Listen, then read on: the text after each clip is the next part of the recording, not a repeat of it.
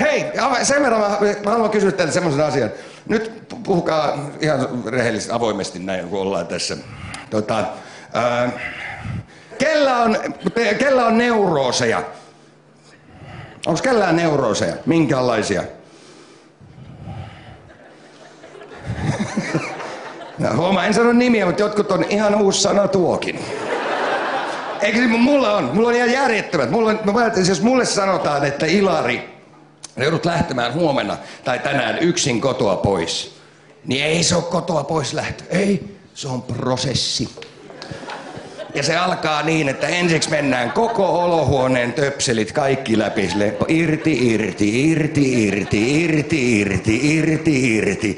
Televisioantennin johto irti.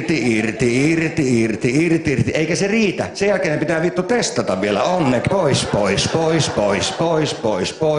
Irti. Pois. Sitten toiset huoneet. Ja sitten lopulta pääsee sen hellan eteen. Ai jumalauta, kun se alkaa se. 0.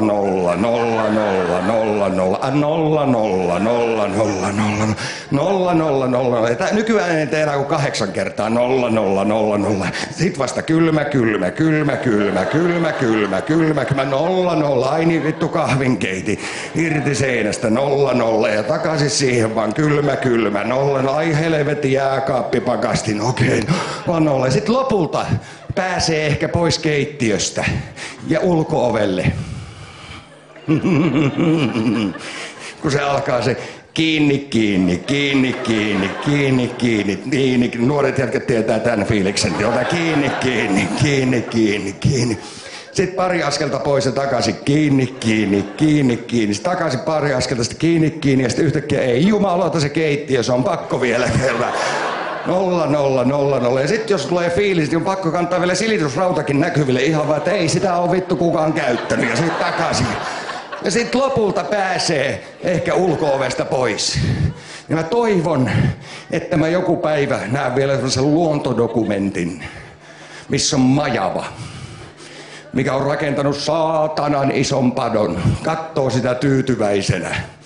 Ja yhtäkkiä on silleen, ei saatana, se alin oksa.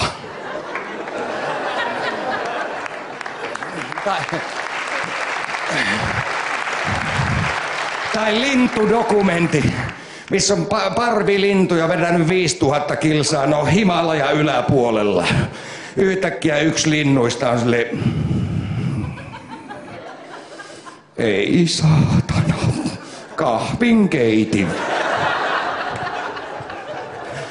Tai ravihevonen, joka juoksee on johdossa.